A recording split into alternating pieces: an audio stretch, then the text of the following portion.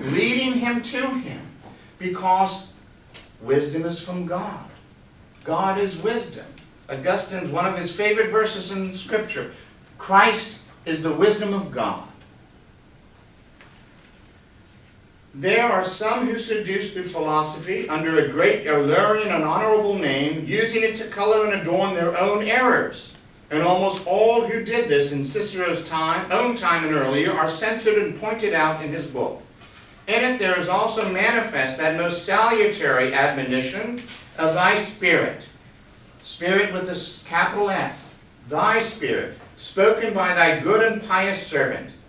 Quote, beware lest any man spoil you through philosophy and vain deceit, after the tradition of men, after the rudiments of the world, and not after Christ.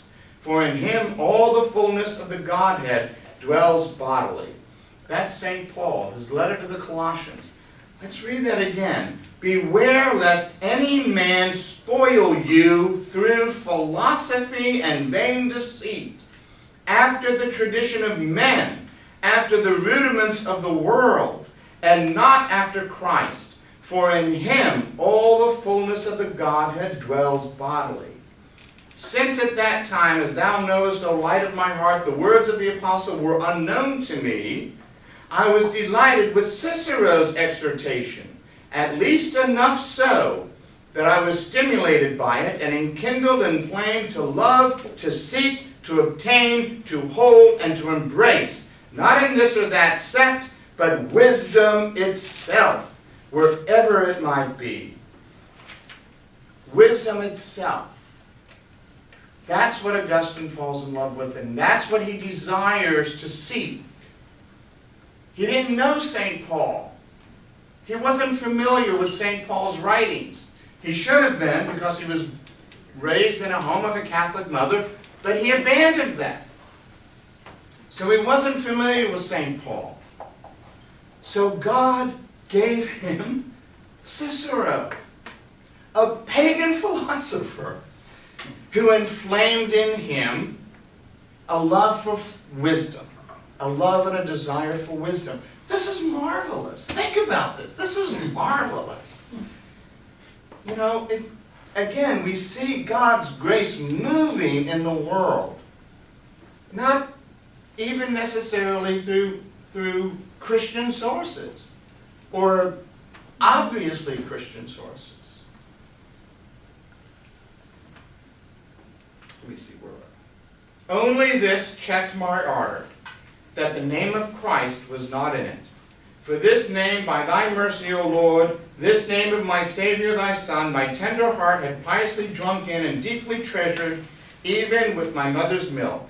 And whatsoever was lacking that name, no matter how erudite, polished, and truthful, did not quite take complete hold of me. So, Augustine is saying that through the wisdom, through the philosophy of a pagan philosopher, he was inflamed with a love for wisdom. But it wasn't enough. It didn't fulfill him completely. He didn't know why then, but now he does. It was because Cicero could give him a love for wisdom that Cicero could not give him Christ, who is the wisdom of God. But I just think it's marvelous that Augustine is confident that God can move his grace through a pagan philosopher and use the writings of a pagan philosopher to lead him closer to Christ. In chapter 5 of book 3, I resolved, therefore, to direct my mind to the Holy Scriptures, that I might see what they were. So he's read a pagan philosopher. Now he's going to read the Bible to see what's in there. And behold, I saw something not comprehended by the proud, not disclosed to children, something lowly in the hearing, but sublime in the doing, and veiled in mystery.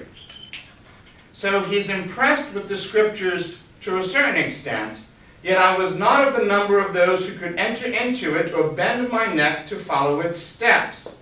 For then it was quite different from what I now feel.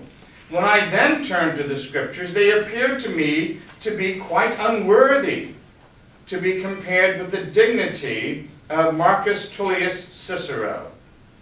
For my inflated pride was repelled by their style, nor could the sharpness of my wit penetrate their inner meaning. Truly they were of a sort to aid the growth of little ones, but I scorned to be a little one, and swollen with pride, I looked upon myself as fully grown. So he reads Cicero, he falls in love with the philosophy, he's inflamed with a desire and a love for wisdom. So he checks out the Scriptures, because, he was raised by a Catholic mother, and he is thoroughly unimpressed. He is thoroughly unimpressed. They appear to me quite unworthy to be compared with the dignity of Cicero. Nor could the sharpness of my wit penetrate them. Truly they were of a sort to aid the growth of little ones. He thought the Scriptures were for children, for little minds. And he regarded himself as a great mind.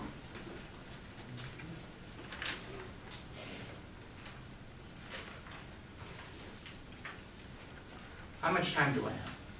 5 minutes. 5 minutes? 15.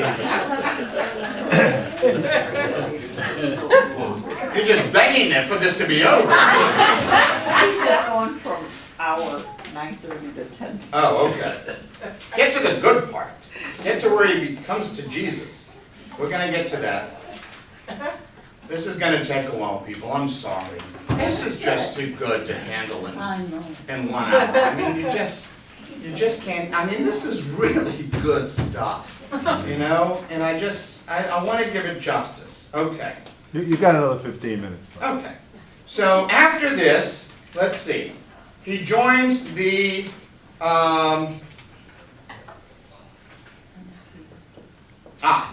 he joins the Manichaeans.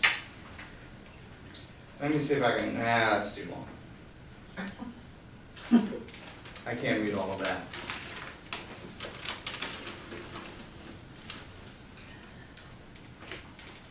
So anyway, he joins the Manichaeans. For some reason, he's impressed with their philosophy. I don't remember why. I'm not sure what's impressive about the Manichaean philosophy. And eventually, of course, Augustine comes to disdain it.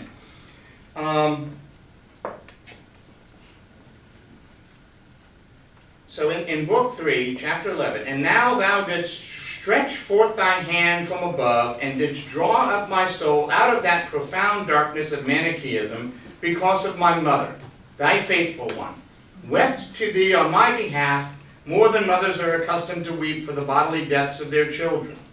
So he descends into Manichaeism, this pagan philosophy that teaches a dualistic understanding of the conflict in the world between a force of light and goodness and a force of evil and darkness. And Monica saves him from this through her tears. For by the light of the faith and spirit which she received from thee, she saw that I was dead. And thou didst hear her, O Lord, thou didst hear her, and despised not her tears. When pouring down, they watered the earth under her eyes in every place where she prayed. Thou didst truly hear her. So he's lost in Manichaeism, and Monica is weeping for him, as if he's dead, because spiritually he is dead. For what other source was there for that dream by which thou didst console her, so that she permitted me to live with her, to have my meals in the same house at the table which she had begun to avoid, even while she hated and detested the blasphemies of my error? Okay, so any parent who has had a child, any Catholic parent who's had a child abandon the faith, understands what Monica's going through here. What other source was there for that dream by which thou didst console her, We'll get to that in a second. So that she permitted me to live with her. Monica allowed Augustine to live with her, to have my meals in the same house at the table which she had begun to avoid, even while she hated and detested the blasphemies of my error. So Monica's basically sitting there letting her son, who has abandoned Christianity, who hates Christianity, who thinks the scriptures are for little minds, and has adopted this pagan cultic sect, to live with her. And she's putting up with him the way parents put up with their children, because we love them. In her dream, now he talks about a dream that Monica had. In her dream, she saw herself standing on a sort of wooden rule, and saw a bright youth approaching her, joyous and smiling at her. So she's standing on this wooden plank and sees a young man approaching her, smiling and happy, while she was grieving and bowed down with sorrow. So she's grieving and in sorrow, and this young man is approaching her, joyful and happy. But when he inquired of her the cause of her sorrow and daily weeping, not to learn from her, but to teach her, as is customary in visions, and when she answered that it was my soul's doom she was lamenting, he bade her rest content, and told her to look and see that where she was, there I was also. And when she looked, she saw me standing near her on the same rule. So, the man approaching her is Christ. She is bent over in sorrow because her son is spiritually dead. But Christ consoles her and says, look where your son is. And she turns and she sees Augustine standing next to her on this wooden rule. That's the faith. Okay? So he is standing next to her on the faith of Christ. And this consoles her. This consoles her. And Augustine says it was this dream that consoled her, that allowed her basically to put up with me and my foolishness while I was living with her. Whence came this vision, unless it was that thy ears were inclined toward her heart? O thou omnipotent good, thou carest for every one of us, as if thou didst care for him only, and so for all as they were but one.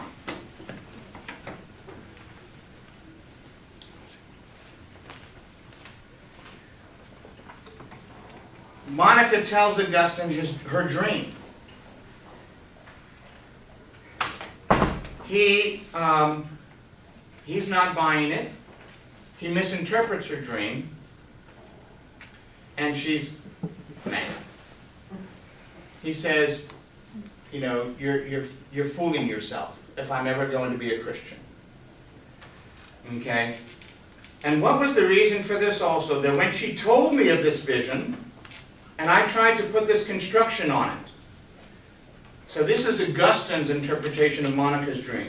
That she should not despair of being someday what I was. Don't you love children? Don't you love your babies? So Monica has this dream, bent over in sorrow, lamenting the death, the spiritual death of her son. A young man comes to her, happy and joyous, whom she obviously understands to be Christ, who tells her, don't be afraid, look where your son is. And he's standing next to her on the rule of faith. And this consoles her. And she tells Augustine about it. And he says, well, Mom, what that dream means is that you're going to become a Manichaean. And she is, let's just say, unhappy. She replied immediately, without hesitation, no! For it was not told me that where he is, there you shall be, but where you are, there he will be. confess my remembrance of this to thee, O Lord, as far as I can recall it, and I have often mentioned it. Thy answer, given through my watchful mother, and the fact that she was not disturbed by the plausibility of my false interpretation, but saw immediately what should have been seen, and which I certainly had not seen until she spoke. This answer moved me more deeply than the dream itself. I bet that answer did move him. Still, by that dream, the joy that was to come to that pious woman so long after was predicted long before as a consolation for her present anguish. So Monica then goes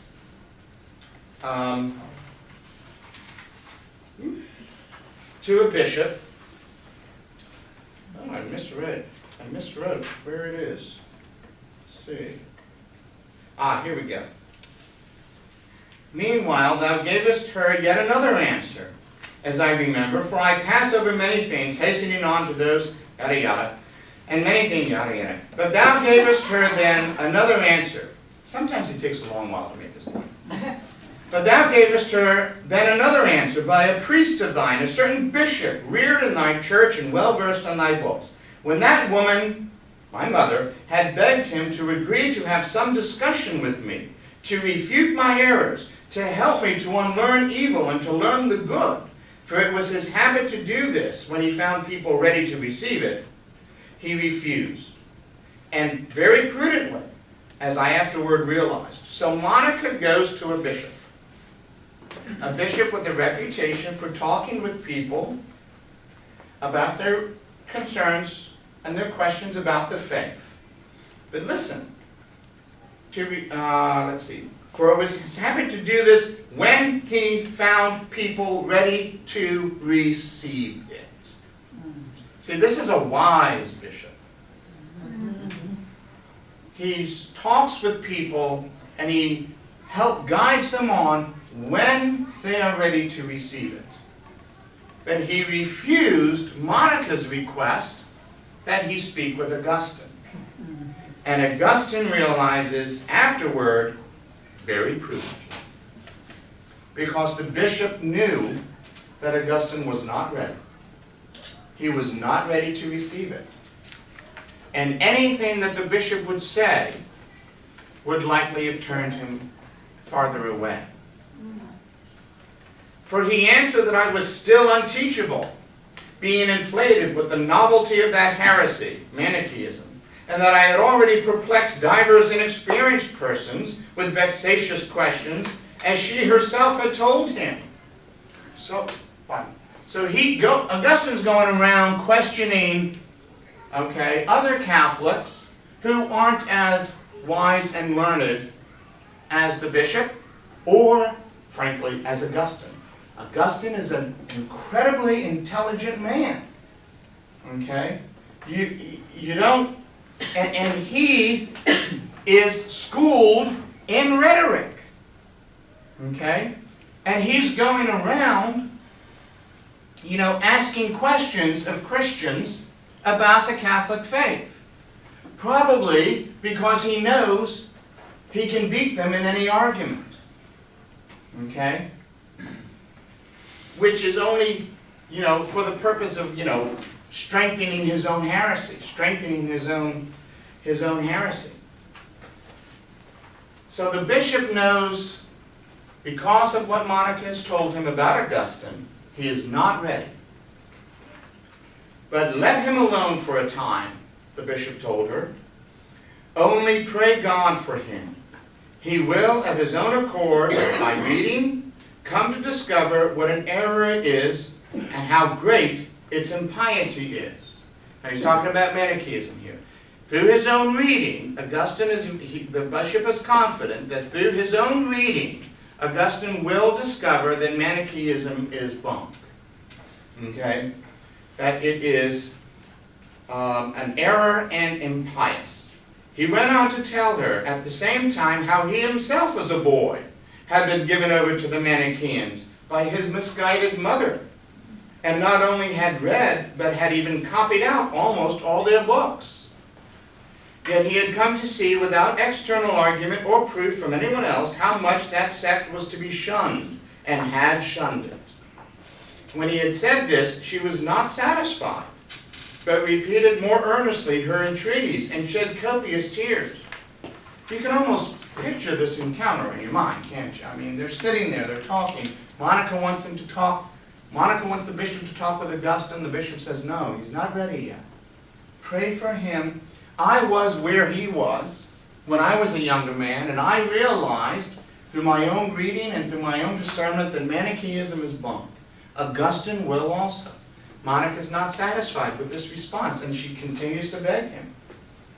When he had said when he had said this, she was not satisfied, but repeated more earnestly her entreaties, and shed copious tears, still beseeching him to see and talk with me. Finally, the bishop, a little vexed at her importunity, I just love that. I love these a little vexed at her importunity.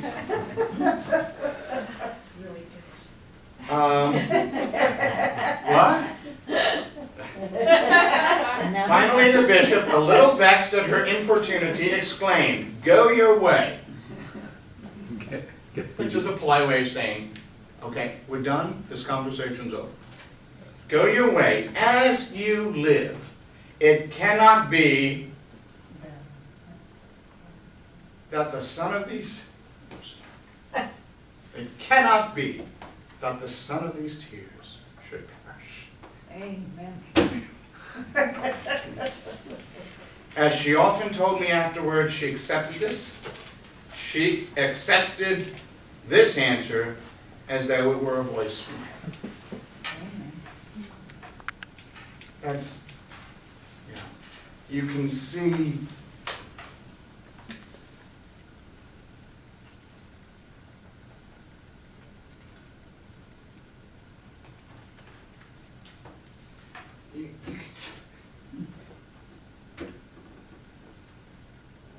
you can just feel the grace of God moving in these people's lives. You can just feel it. You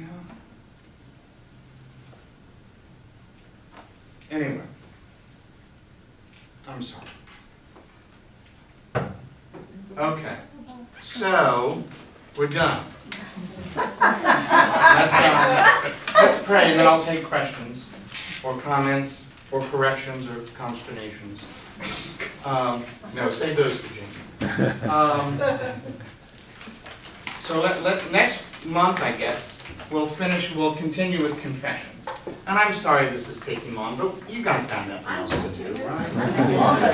You may if we're gonna do it, we may as well do it right, you know? Amen. All right, so let's pray. In the name of the Father, and of the Son, and of the Holy Spirit. Amen. Our Father, who art in heaven, hallowed be thy name. Thy kingdom come, thy will be done, on earth as it is in heaven. Give us this day our daily bread, and forgive us our trespasses, as we forgive those who trespass against us. And lead us not into temptation, but deliver us from evil. Amen. Hail Mary, full of grace, the Lord is with thee. blessed art thou among women, and blessed is the fruit of thy womb, Jesus. Holy Mary, Mother of God, pray for us sinners, now and at the hour of our death. Amen. Glory be to the Father, and to the Son, and to the Holy Spirit, as it was in the beginning, is now, and ever shall be, world without end. Amen. Saint Augustine of Hippo, Pray for us. Saint Monica, Pray for us. Saint Ambrose, Pray for us. Lord, bless us, protect us from all evil, and bring us to everlasting life. Amen. Thank you. Thank you. We'll do it again next month.